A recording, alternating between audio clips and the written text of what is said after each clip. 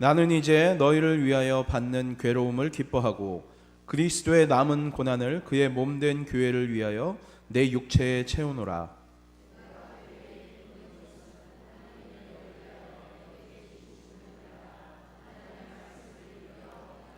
이 비밀은 만세와 만대로부터 감추어졌던 것인데 이제는 그의 성도들에게 나타났고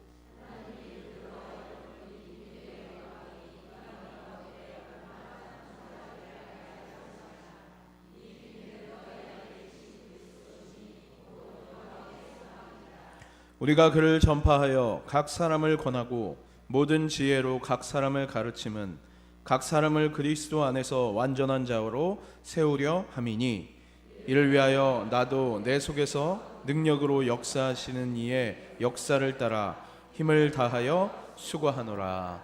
자, 옆에 있는 분들하고 오후에도 은혜 받읍시다. 쳐다보시고 눈을 마주치시고 오후에도 은혜 받읍시다.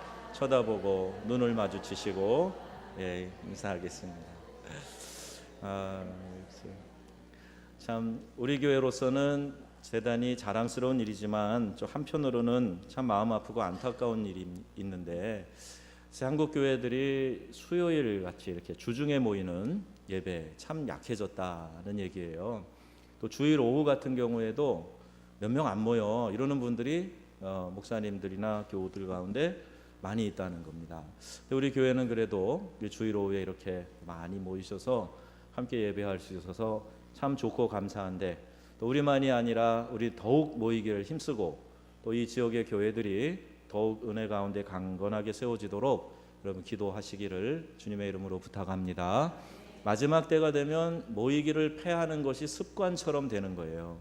그래서 그런 습관을 쫓지 말고 그날이 가까울수록 더욱 모이기에 힘쓰라 하나님께서 말씀하고 계세요. 이 말씀을 잘 지키고 순종하면서 믿음 생활을 해야 우리의 믿음이 식어지지 않고 마지막 주님 앞에 설 때까지 끝까지 멋있는 행진을 하게 될 것이라고 그렇게 믿습니다. 모이는 일에 여러분 최선을 다하시고 또 모일 때마다 집중하시고 또 최선을 다해 또 주님 앞에 마음 올려드리셔서 모일 때마다 귀한 은혜가 늘 넘쳐날 수 있기를 주의 이름으로 축복합니다. 한국에서 십자매라는 새를 키우는 게 유행일 때가 있었어요. 저희도 자랄 때 우리 집에 지하실에 보일러실이 있는데 새장이 한 여러 개가 있었던 것 같아요.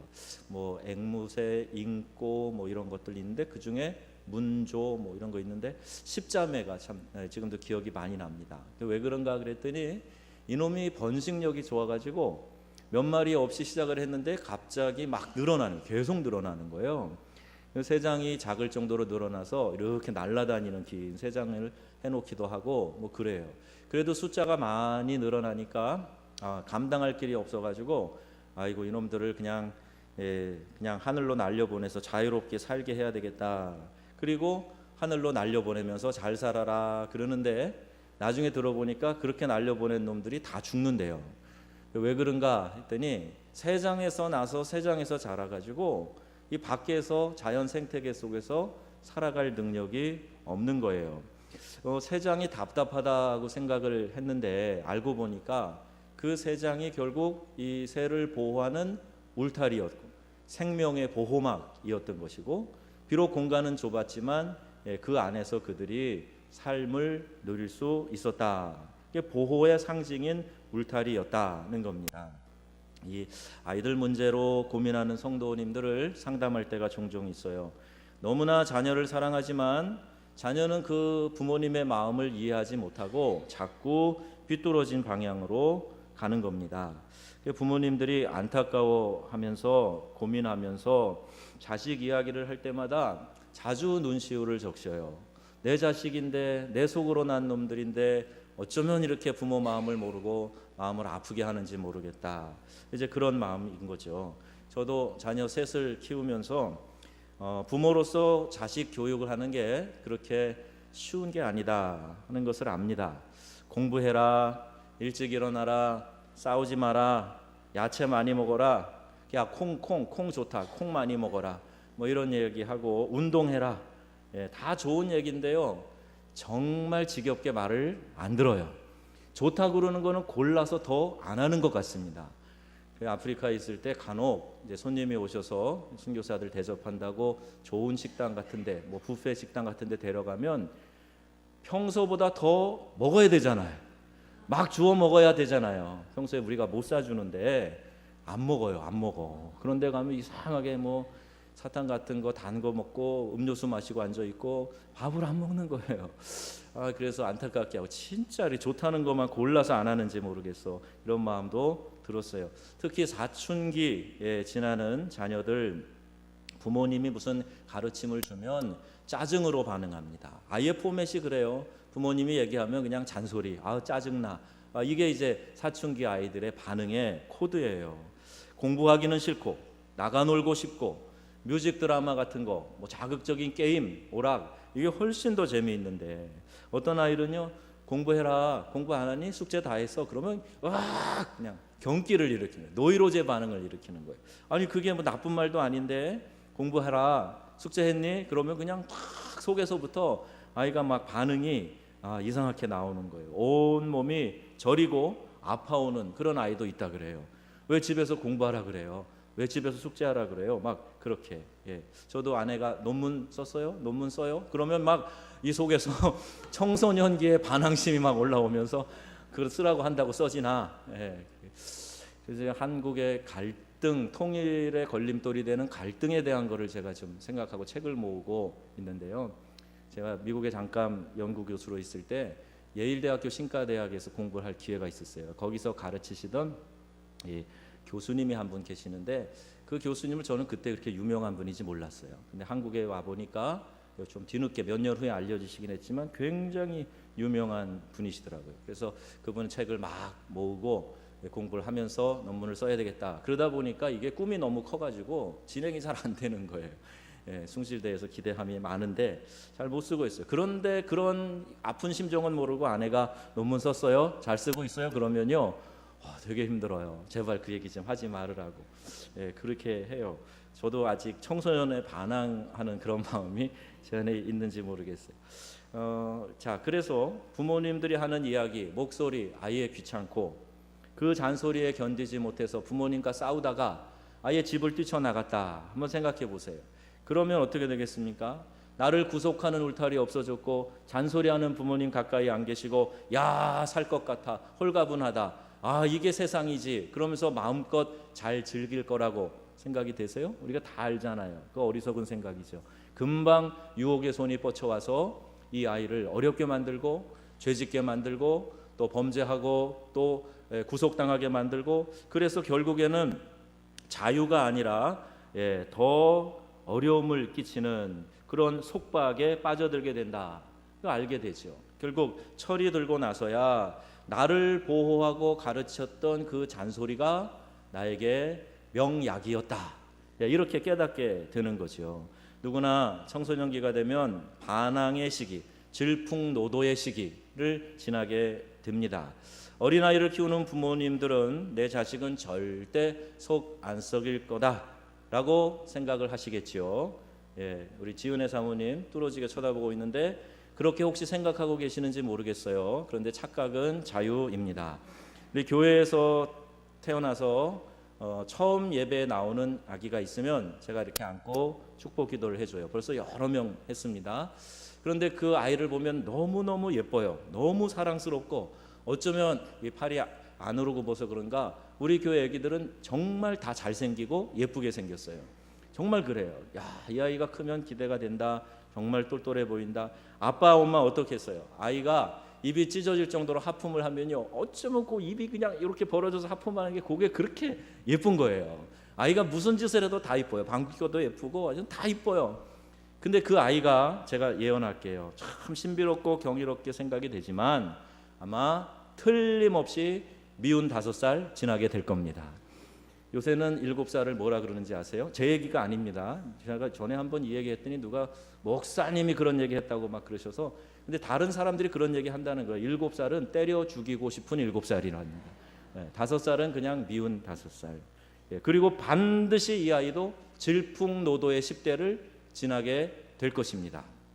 제 예언이 맞나 틀리나 한번 보세요. 누엘이 요엘이 보세요. 반드시 지나게 됩니다.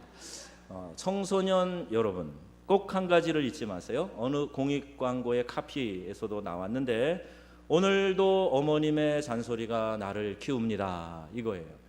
청소년들 잘 기억하세요. 잔소리가 결국 나를 보호해주는 울타리였구나, 나를 키워줬구나, 이걸 깨닫게 됩니다. 부모의 잔소리는 방법이 적절하고 그렇지 않은 차이는 있을지 몰라도 다 한 가지 동일한 목적을 가지고 있어요. 그것은 자녀를 온전히 키우겠다는 부모의 사랑, 부모의 의지, 그것이 있기 때문에 잔소리가 있는 겁니다. 부모의 깊은 사랑이 그 잔소리에 다 묻어 있는 거예요. 저도 성장해서 이제 다 머리가 큰 자녀 셋을 두고 있는데, 어머니를 만나면 한없이 작아집니다. 여러분 그 얘기 아시죠? 그 얘기 아시죠? 이제 90이 된 노인이 70이 다 된 아들과 표를 사면서 노인 하나 아이 하나 이렇게 얘기를 했다는 거잖아요. 요새는 뭐 표도 안 사지만 한때 그렇게 얘기를 했다는 거예요. 그러니까 항상 부모 입장에서는 내 자녀가 커도 애기예요, 애기. 그래서 잔소리를 하게 됩니다. 저희가 목회를 하는 목사인데도 저희 어머니 만나면 어머니가 저한테 목회 코치를 합니다. 이래봬도 목사 안수 받은 지 22년째고 목회 전선에 있는지 이제 고반 거의 30년 다 갔는데, 어머님이 저한테 목회 코치를 해요. 야, 목회는 이런 거다, 목회는 이렇게 하거라, 이런 이야기를 자꾸 하시는 거예요. 어떤 때는 불편하지만 어떤 때는 어머니 그 마음을 헤아려서 좀 이해하려고 노력하는데, 목회뿐 아니라 일거수일투족에 대해서 어머니가 해주고 싶은 말이 있는 거예요. 그래서 이게 부모님의 마음이다. 또 안 계시면 이런 얘기를 누가 해주겠는가, 그런 생각을 하고 고마운 마음을 가지려고 애써 봅니다. 진정한 사랑이 바탕에 깔려 있으면 서로 이해하고 결국 통하게 되어 있어요. 자, 이제 생각해 봅니다. 기독교가 무엇입니까? 예수 믿는다는 것이 무엇입니까? 여러분 어떻게 정의하시는지 모르겠는데, 믿음 할 때요, 내가 하나님을 믿는 거지, 어떤 분들은 믿어주는 거지, 이렇게 생각하는 분도 있어요. 교회 끊었어요, 아이들 중에 그런 애들 있거든요.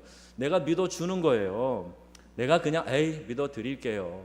이민교회 같은 경우에는 특히 미국 쪽에 이게 많은데, 공항에서부터 데려다가 집 얻어주고 살게 해주고 애들 다 학교 보내주고 이런 어려운 공문서 다 해결해주고, 그러면 그때는 교회에 나와요. 교회에 나오는데 어떤 분이 그랬대요. 솔직한 분이죠. 목사님한테, 목사님 친절을 베풀어줘서 고마운데 제가 언제까지 나가드려야 되겠습니까?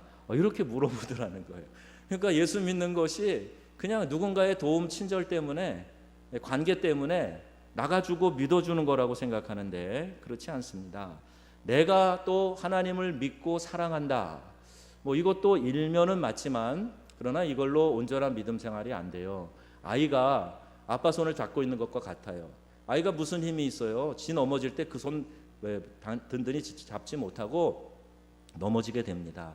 우리가 하나님께서 나를 얼마나 사랑하시는지 그것을 깨닫는 것, 이게 믿음 생활이에요. 이게 믿음입니다.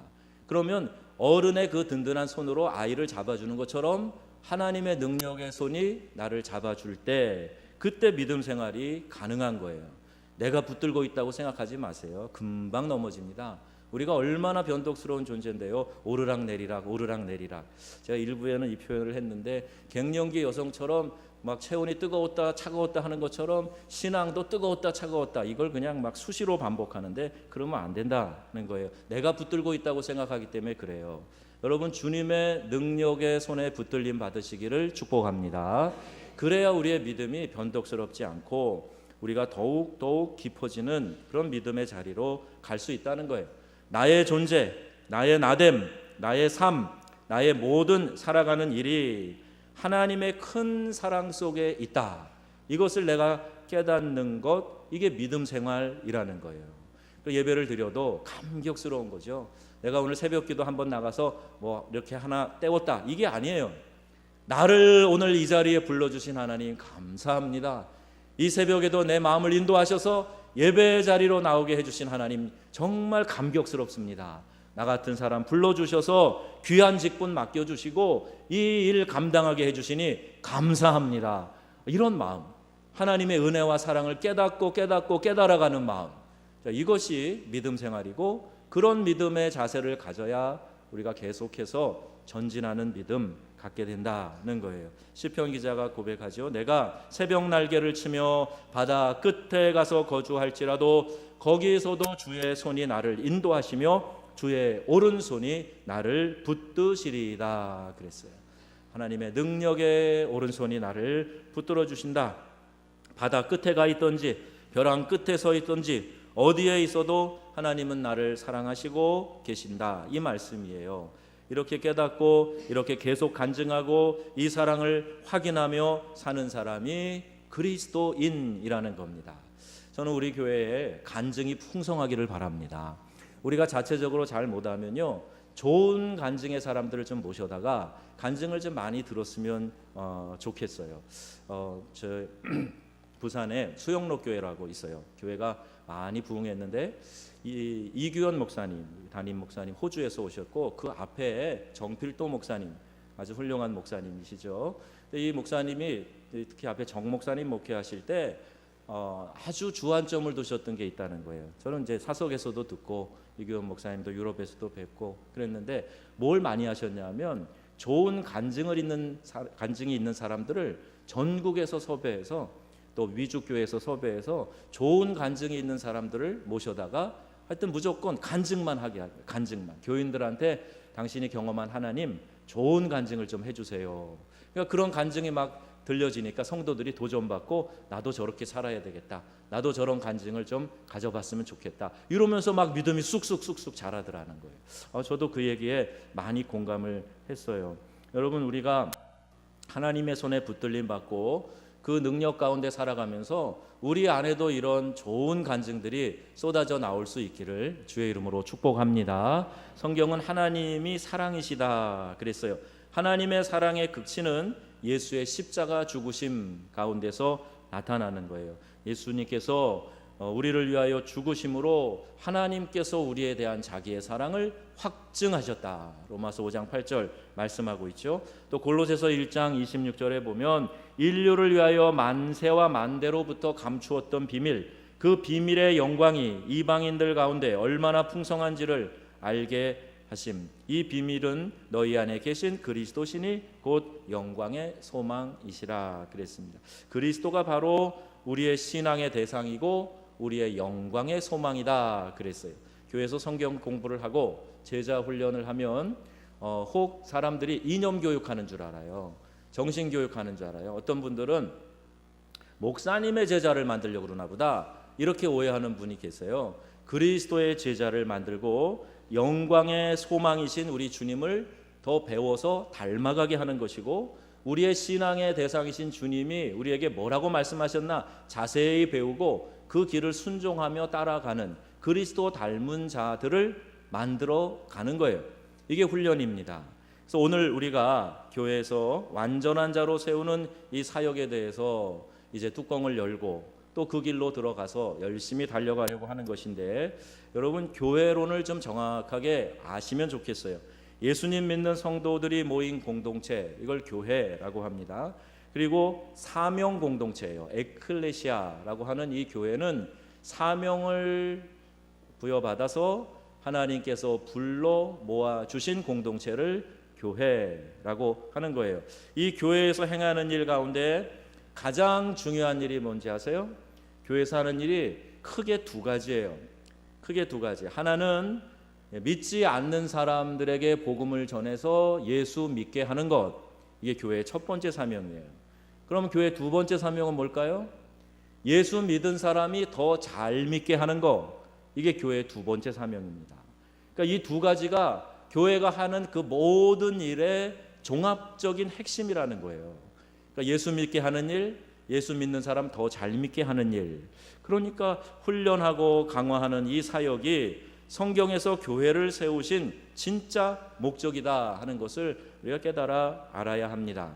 골로새서 1장 28절, 우리가 그를 전파하여 각 사람을 권하고 모든 지혜로 각 사람을 가르침은 각 사람을 그리스도 안에서 완전한 자로 세우려 함이니. 아멘. 여러분은 어느 정도 내가 성숙한 그리스도인이라고 생각을 하세요? 얼마나 완전한 자로 세워지는데 가까이 가 있다고 생각을 하세요? 우리 교회도 이제 제자 훈련을 강조하는 교회가 될 겁니다. 그 첫 단계로 이제 1대1 제자 양육 성경 공부를 시작하는 거예요.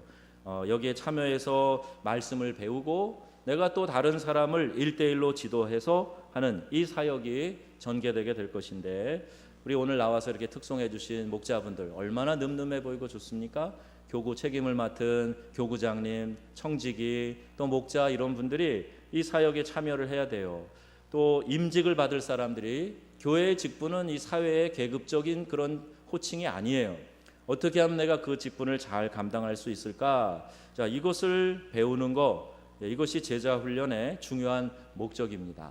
제가 정읍의 명성교회를 부임하면서 좀 가까이 교제하게 된 목사님이 계세요. 우리 동기이기도 한데 저 경남에서 아주 큰 목회를 하고 있습니다. 우리 교회보다 몇 배 큰 교회인 것 같아요. 그런데 이 목사님은 제자 훈련을 안 한다는 거예요. 성경 공부도 따로 안 하신대요. 저는 늘 제자 훈련을 해왔는데 목사님 안 한다 그래서 왜 안 하십니까? 그랬더니 이분의 주장은 뭐냐 하면, 목회하면서 성경 공부 제자 훈련 하다 보면 아무래도 목사님과 가까이 하는 사람이 생기지 않겠느냐는 거죠. 그렇게 하다 보면은 또 오해도 생기고 또 그렇다 보면 어려움이 있을 수 있으니까 아예 안 하고 설교를 통해서만 가르침을 한다 그랬어요. 그래서 사실 제자 훈련을 너무 하고 싶었고 진작에 하고 싶었는데 그 이야기가 저한테 오랜 생각의 시간을 갖게 했습니다. 그럴 수도 있겠다라는 긍정도 들었어요. 그래서 더 많이 생각을 해봤어요. 그런데 저 안에 분명한 소신은, 분명히 성경이 우리에게 오늘도 말씀하시는 것처럼 그리스도 안에서 완전한 자로 세우게 훈련해야 한다는 말씀이 누누이 기록되어져 있는데, 이런 것 때문에 우리가 사역훈련, 제자훈련 하지 않으면 오히려 더 성도들을 약화시킬 것이다. 오해가 있고 문제가 생기는 것 때문에 더 중요한 것을 잃어버려서는 안 될 것이다. 이 마음을 갖게 됩니다. 또 1편으로는 제자훈련에, 사역훈련에 참여하지 않는 교회 리더들은 상대적인 소외감을 느낄 수 있다는 생각도 해요. 어쩔 수 없어요. 내가 같이 자주 만나서 말씀으로 교제하고 간에서 기도하는 코이노니아의 교제를 하고 그러면 가까워질 수밖에 없습니다. 그러니까 내가 참여할 때는 은혜 받고 기뻐하고 좋아하지만 참여하지 않으면 왠지 섭섭하게 생각되고 나는 소외되는 것 같고 리더십을 잃어버리는 것 같고 그런 느낌이 들 수 있기 때문에 다 하자는 거예요. 다 한 번에 다 참여하고 할만하거든 이런 모양으로 저런 모양으로 다 참여해서 다 훈련받고 다 성숙해지고 그래서 다른 사람들을 지도하고 이끌어가는 그런 리더들로 세워지면 좋겠다. 그래서 어려워도 일단 기초 단계부터 시작을 해 나가야 되겠다. 이런 마음의 결단을 하는 과정이 필요했습니다. 제자 훈련하는 목사의 관심은 몇 명이 예배자로 나오느냐, 교회 숫자, 교인 숫자가 몇 명이냐, 이것에 관심이 있는 게 아니에요. 그들의 삶 속에서 하나님의 말씀을 붙들고 승리하는가, 얼마나 말씀대로 실천하며 살아가고 있는가, 얼마나 경건하고 또 능력 있는 삶을 살아가고 있는가, 여기에 관심이 있습니다. 그러니까 성도 한 분 한 분이 그냥 많이 모여 있고 쫙 흩어져서 아무런 능력이 없는 삶을 살다가 다시 그냥 모여들고 또 그렇게 하는 삶이 아니라 날마다 넘어지고 깨진 곳에 반창고 붙여주고 위로해주는 그런 목회가 아니라 강건하고 축복을 누리고 경건한 능력을 간직하는 삶을 가르치는 것, 이것이 제자 훈련의 진정한 목적이 되는 것입니다. 이것을 계속 강조하며 훈련해 나갈 때 교회가 건강해집니다. 자신이 부족하다 생각하면 교회에서 내가 훈련받고 제자 훈련을 받고 사역 훈련을 받고 스스로 영적 무장을 하고 그렇게 하면서 성장해 나갈 수 있기 때문에 여러분은 성장의 목표를 두세요. 내가 영적으로 더 성숙해 가는 것에 목표를 두세요. 그리고 힘써서 말씀을 배우고 실천해서 완전한 자로 세우는 이 교회의 사역에 여러분들이 동참하고 그 은혜를 함께 누리고 자라가시기를 주의 이름으로 권고합니다. 교회 안에 영적인 깊은 교제가 중요해요. 그러나 여기에만 머물러 있어서는 안 됩니다. 좋은 영적인 훈련들이 있어야 되고 훈련을 통한 사역이 풍성하게 일어나야 됩니다. 교회가 얼마나 많은 사역을 하고 있느냐, 이것이 그 교회의 건강도를 측정하는 요소가 됩니다. 교회가 사역을 사회를 향해서, 세상을 향해서, 또 교회 안에서 세우는 교육 사역들, 이것들을 많이 하고 있어야 되는 거예요. 사도 바울이 말합니다. 오늘 25절에 내가 교회의 일꾼 된 것은 하나님이 너희를 위하여 내게 주신 직분, 경륜을 따라 하나님의 말씀을 이루려 함이니라 그랬어요. 이거 현대인의 성경으로 번역한 걸 보면 이렇게 되어 있습니다. 나는 하나님의 말씀을 여러분에게 아낌없이 전하라는 사명을 받은 교회의 일꾼입니다. 말씀을 아낌없이 전하라는 거예요. 가르침을 여과 없이 전해서 성도들을 세워가라는 이야기입니다. 그래서 빌립보서 3장에 보면 내가 이것을 이미 얻은 것도 아니요 또 이미 목표점에 이른 것도 아닙니다. 나는 그리스도 예수 안에서 나를 사로잡으셨으므로 그것을 붙들려고 쫓아가고 있습니다. 이렇게 고백하고 있는 겁니다. 하나님의 선택받은 나를 생각하고 이제는 내가 그 은혜를 선택하게 되는 거예요. 그래서 나의 자유를 내가 하나님께 드리고 이제는 하나님 안에 구속된 삶을 살겠습니다. 주님의 울타리 안에서, 보호 안에서 살아가겠습니다. 이렇게 주어진 자유를 반납하고 주님께 철저히 구속당하게 될 때 거기에 진정한 자유와 안전과 평화가 깃들게 된다 하는 것을 여러분 믿으시기 바랍니다. 우리 명성교회가 성도를 완전한 자로 세우는 일에 더 집중하기 위해서 여러 가지 준비를 하고 있어요. 나의 신앙이 자라나고 믿음 안에 온전한 자로 세워질 수 있도록 이 훈련에 자발적으로 참여하시기를 축원합니다. 또 골로새서 1장 29절에 이를 위하여 나도 내 속에서 능력으로 역사하시는 이의 역사를 따라 힘을 다하여 수고하노라 그랬어요. 힘을 다하여 수고하는 수고의 원천은 내 속에서 능력으로 역사하시는 이, 즉 성령님이 주시는 힘으로 해야 된다는 거예요. 그래야 사랑으로 사역할 수 있고 기쁨이 넘치는 사역을 할 수 있어요. 교회 안에서의 섬김 봉사 마찬가지죠. 베드로전서 4장 11절 만일 누가 봉사하려면 하나님이 공급하시는 힘으로 하는 것 같이 하라. 이는 범사에 예수 그리스도로 말미암아 하나님이 영광을 받으시게 하려 함이니. 어떤 수고와 봉사를 해도 내가 드러나게 해서는 안 된다는 거예요. 하나님이 주신 힘으로 합니다. 하나님이 주신 능력으로 합니다. 하나님이 주신 기쁨으로 합니다. 이것이 하나님께 영광이 된다 하는 것을 꼭 기억하라는 말씀입니다. 여러분 누구를 사랑하십니까? 사랑은 그를 위해 수고하는 것을 기뻐하는 데 있어요. 한 평생을 수고를 해도 기쁨이 없으면 그건 사랑이 아닙니다. 사랑한다는 말을 하루 종일 중얼거려도 소용이 없어요. 내게 기쁨이 없으면 사랑이 아닌 것이에요. 절대 사랑이 아니에요. 사랑이 아니기 때문에 행복하지도 않은 겁니다. 인도에서 평생 수고하고 사역을 한 존 스탠리 박사님이 계시는데 선교사로 귀한 간증을 많이 남긴 분입니다. 이분이 한 이야기 중에 기독교인이라면 누구나 필연적으로 세 가지를 체험하게 된다 그랬어요. 그 첫 번째가 뭐냐 하면 불안으로부터 해방된다는 거예요. 오늘 아침에 있는 말씀과 연결이 되는데 불안으로부터 해방을 체험하는 겁니다. 모든 불안으로부터 자유로워질 수 있어요.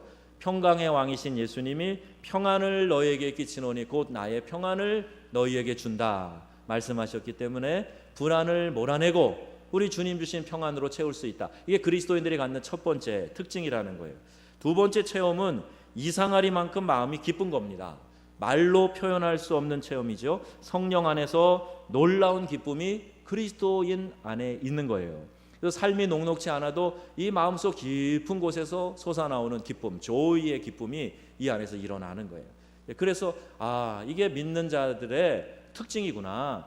예수 믿으면 이런 기쁨이 말할 수 없는 이런 기쁨이 속에서 샘솟듯이 올라오는구나. 이걸 이제 고백하게 되는 거죠. 주 안에서 항상 기뻐하라. 내가 다시 말하노니 기뻐하라.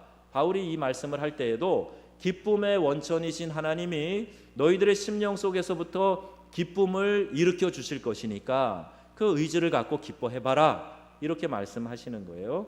그러니까 그리스도인에게는 불안으로부터 해방, 또 기쁨을, 말할 수 없는 기쁨을 누리는 것, 이 두 가지 우리가 다 사모하지요?